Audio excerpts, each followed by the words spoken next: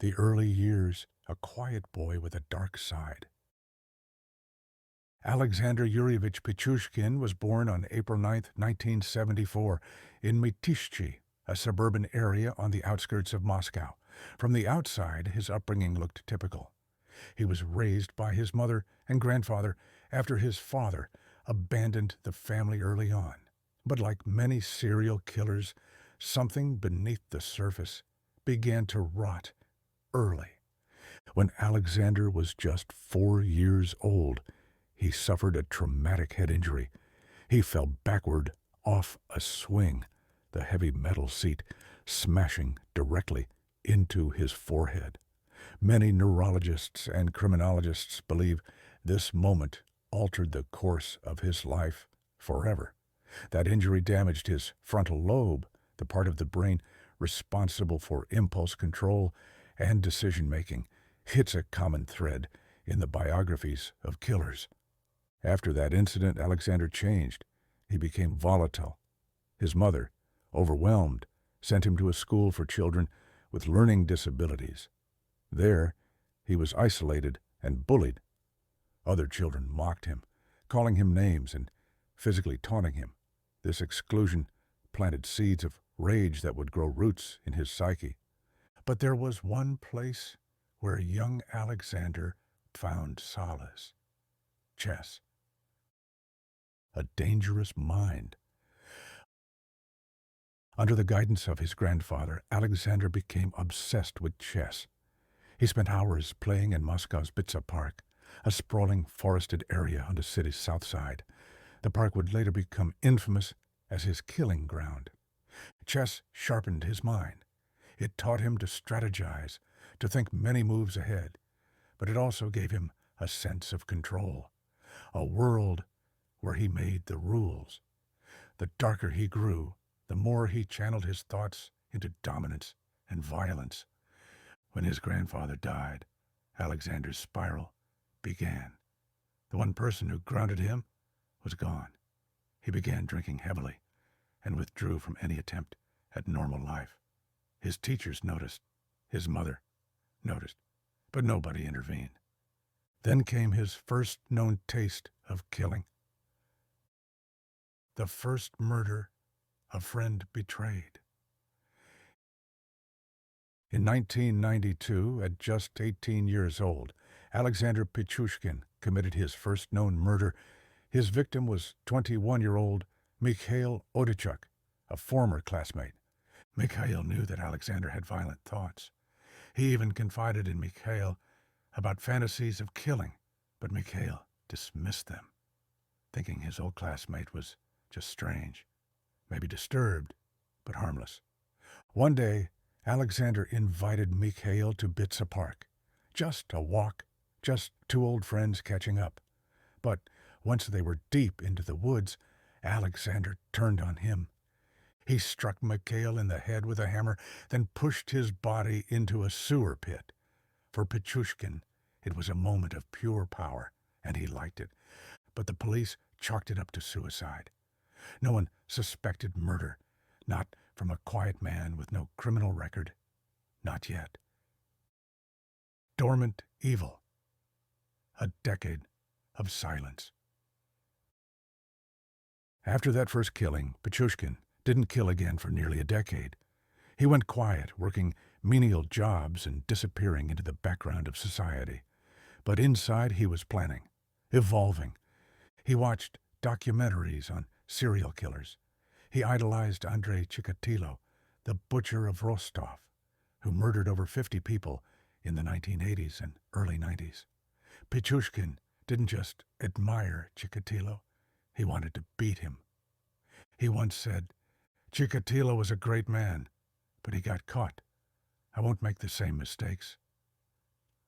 What was he doing in those silent years? Drinking, planning, playing chess in Bitsa Park, and sharpening his desire to kill again, not just once, but over and over. The killing game begins. In 2001, Alexander Pichushkin began his murder spree in earnest. His pattern was simple and chilling. He would approach someone vulnerable, often an elderly pensioner or an alcoholic, people he thought society wouldn't miss.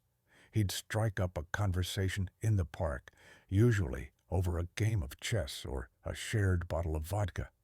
Once he gained their trust, he'd lure them deep into Bitsa Park.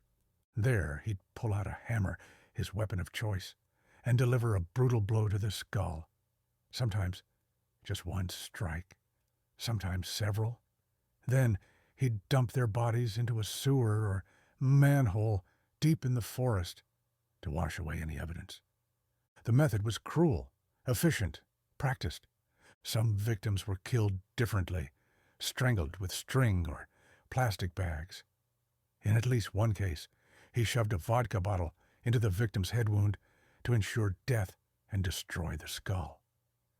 By 2003, police had discovered several bodies, but they didn't connect the murders. Many were ruled accidental deaths or disappearances. Pichushkin was invisible to them, and that made him feel unstoppable. Why 64? The chessboard motive. Pichushkin had a goal, 64 victims, one for each square on a chessboard. This wasn't just symbolic. He allegedly kept a chessboard at home, marking off a square for each person he killed. He once told investigators, "For me, a life without murder is like a life without food for you. I was the father, and they were the children. I decided who would live and who would die." The scope of his ambition was horrifying. He didn't just want to kill. He wanted to be remembered, feared, respected as the most prolific killer in Russian history. The woman who got away.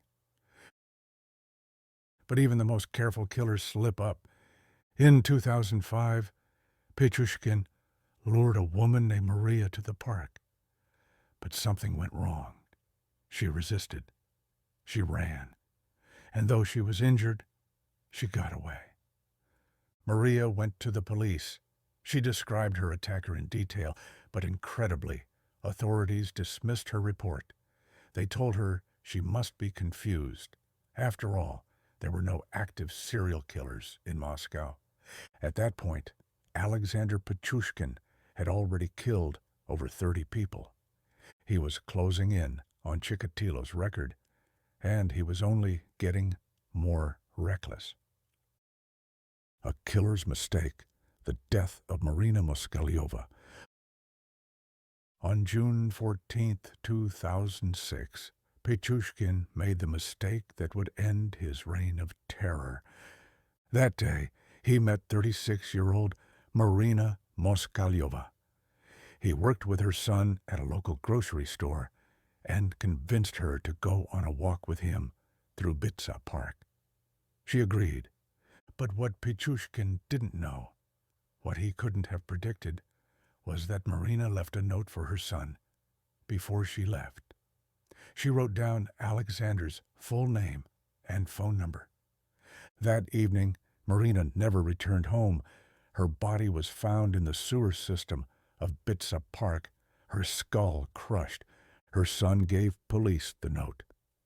And for the first time, they had a name, Alexander Pichushkin. The investigation moved fast. The arrest, a killer unmasked.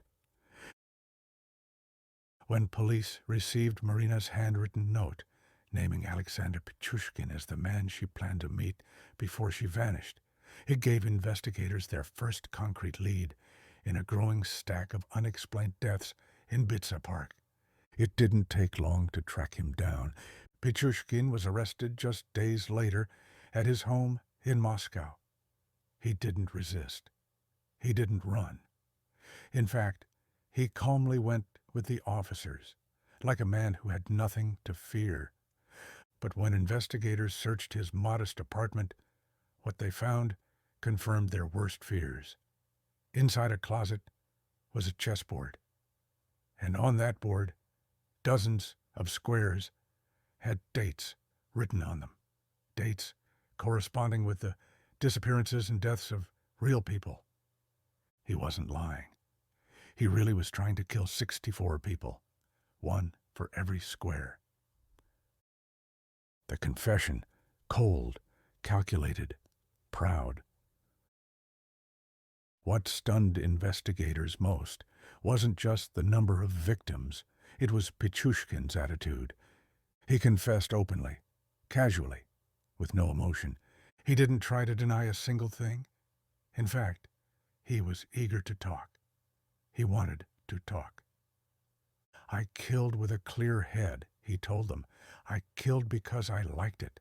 I felt like the father of all those people. I opened a door in my mind, and once it was open, I couldn't close it. In total, Pichushkin confessed to 61 murders and 3 attempted murders. That would have made him the most prolific serial killer in Russian history, surpassing Andrei Chikatilo, who killed 52. But Pichushkin wasn't content with the number. He wanted the record, the infamy. To him, this was competition, an achievement. He told police, Chikatilo was a schoolboy. Compared to me, he was nothing. The modus operandi, how he killed. His method was horrifyingly consistent.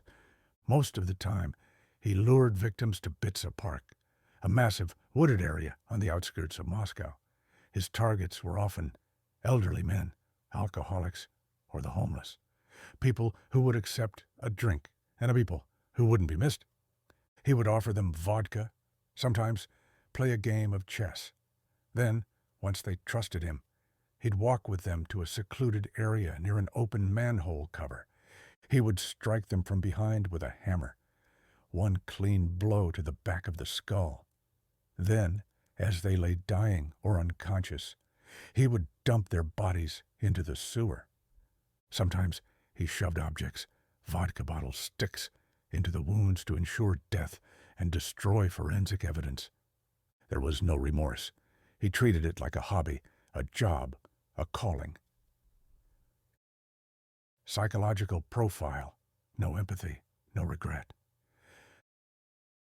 Psychiatrists evaluated Pichushkin soon after his arrest.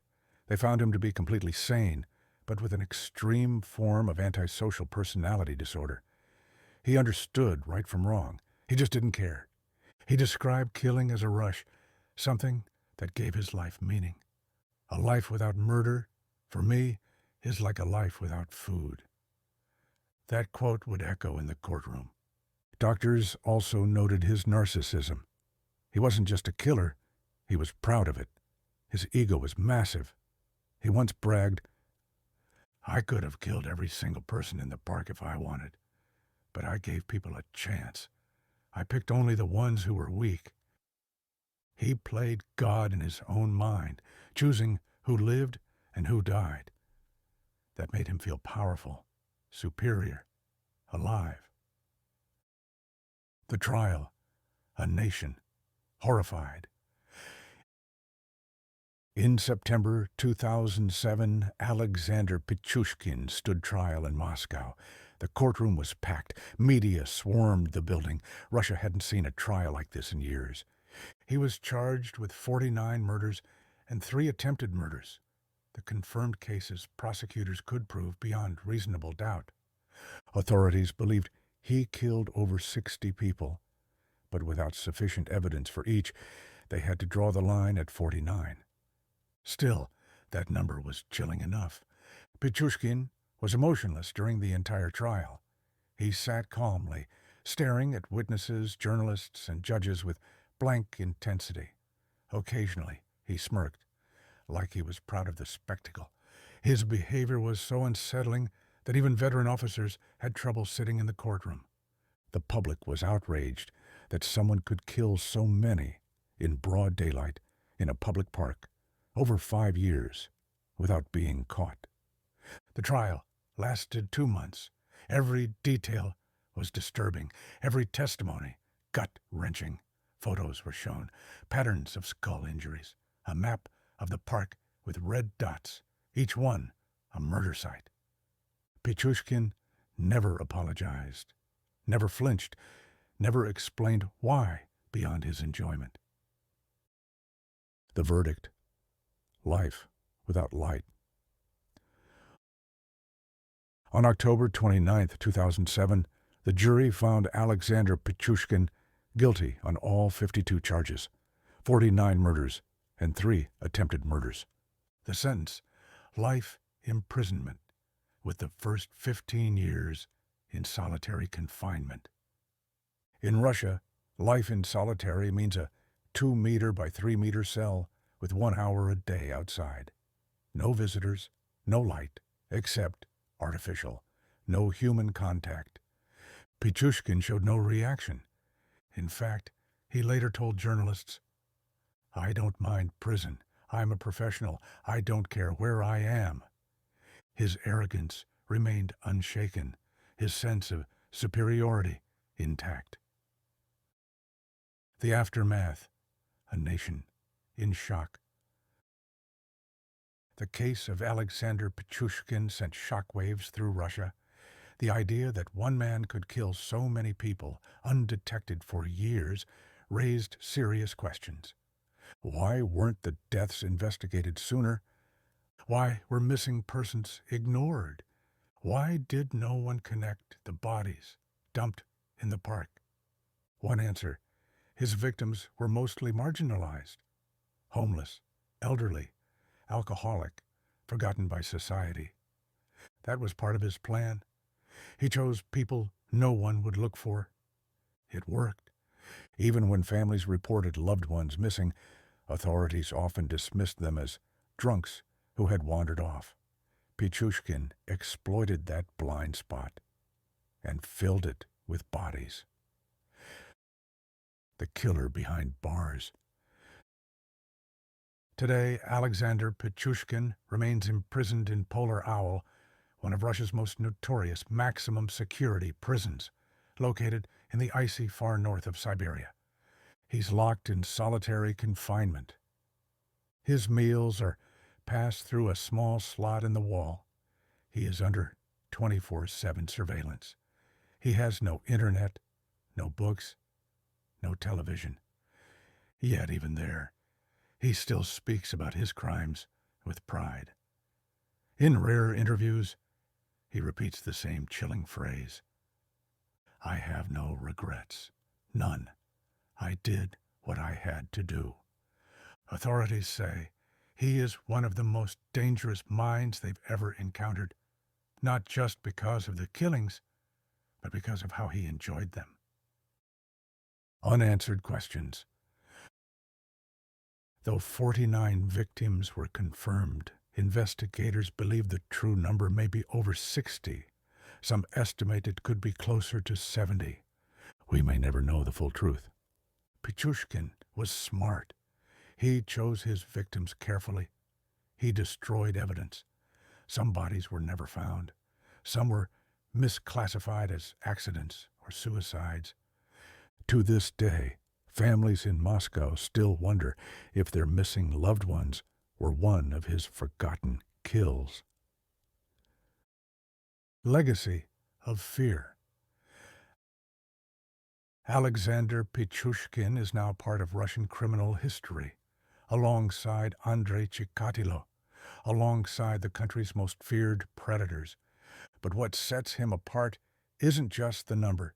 It's the calmness, the calculation, the goal-oriented nature of his murders. A man who saw murder as a craft, a discipline, a game. His chessboard remains a haunting symbol, each square a life taken, a family destroyed, a move played in a game no one else knew they were in. And he almost succeeded in finishing it.